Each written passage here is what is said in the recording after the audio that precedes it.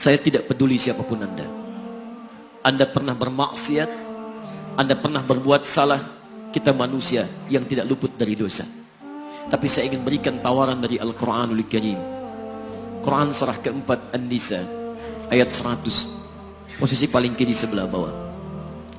Pernah ada orang berbuat maksiat yang tak terlukiskan. Ada seorang yang pernah bunuh orang. Bunuhnya bukan 1, 2, 100 orang. Tak terlukiskan bilangannya. Kriminalitas tidak perlu diukur karena Anda akan lelah menghitungnya. Ketika Allah berkenan memberikan hidayah kepadanya, Masya Allah. Dan hidayah selalu terbuka pada siapapun sepanjang ia mau mengambilnya sebelum nyawa sampai di kerongkongannya. Tiba-tiba datang ia pada seorang alim dan berkata, saya ingin berubah. Alim ini kemudian menyampaikan pada orang dimaksud, Anda bukan berarti tidak bisa menjadi orang baik. Hanya Anda tinggal di lingkungan yang tidak mendukung Anda jadi baik. Keluarlah dulu dari tempat itu. Pergilah ke majlis ilmu si fulan, tempatnya ada di sana. Datang ke sana, belajarlah, dan Allah akan bimbing Anda berubah dari keburukan menjadi orang yang terbaik. Didengarlah nasihat alim ini. Berangkatlah orang dimaksud, menempuh perjalanannya. Tiba-tiba Masya Allah, belum sampai ke tujuan, di pertengahan jalan, konon disebutkan lebih sejengkal, tiba-tiba maut datang menjemputnya. Thumma yudrikul maut. Apa yang terjadi? Langkahnya dihitung sebagai ibadah. Dalam terapnya dia beristighfar, tobat kepada Allah subhanahu wa ta'ala. Taubatnya menghadirkan cinta Allah subhanahu wa ta'ala. Quran surah kedua ayat 222 di ujung ayatnya. Innallaha yuhibbut tawwabin. Allah mencintai orang-orang taubat. Dan cinta Allah menghadirkan ampunan bagi seluruh dosanya. Quran surah ketiga Ali Imran ayat 31, paling kiri sebelah atas. Qul in kuntum tuhibbunallaha fattabi'uni yuhibbukumullah. Allah cintai orang yang mau taat pada Rasulnya. Lihat, ketika Allah mencintai seorang hamba, wa yaghfir lakum dzunubakum, Allah ampuni seluruh dosa-dosanya. Derap langkahnya menghadirkan istighfar, taubatnya menghadirkan cinta Allah menghadirkan seluruh ampunan bagi dosa-dosa yang ia miliki. Maka apa yang terjadi? Di tengah perjalanan maut menjemputnya, thumma yudrikhul maut faqad waqa'a ajruhu 'ala Allah. Dan pahala diberikan kepada orang tadi.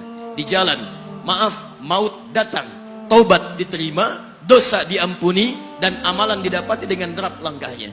Maka apa yang terjadi? Thumma yudrikhul maut faqad waqa'a ajruhu 'ala Allah.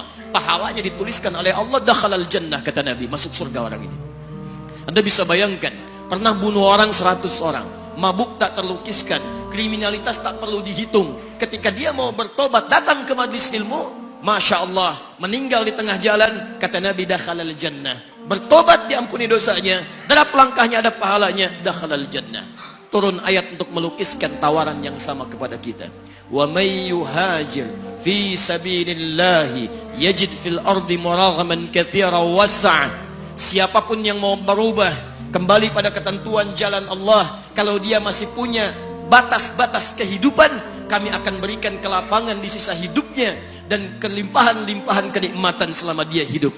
Wa may yakhruj min baitihi muhajiran ila Allahi wa rasulih. Namun bila ada di antara mereka baru ingin berhijrah, ingin berubah jadi lebih baik dalam pandangan Allah dan Rasulnya, tiba-tiba thumma yudrikul maut, baru keluar dari tempat dia tinggal, belum sampai ke tempat dia belajar, datang maut menjemputnya, faqad waqa'a ajruhu 'ala Allah.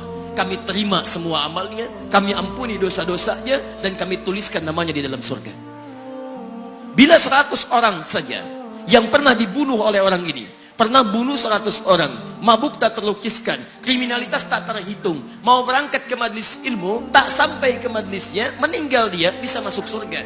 Masa Anda yang tidak pernah bunuh orang? Ada yang pernah bunuh orang di sini?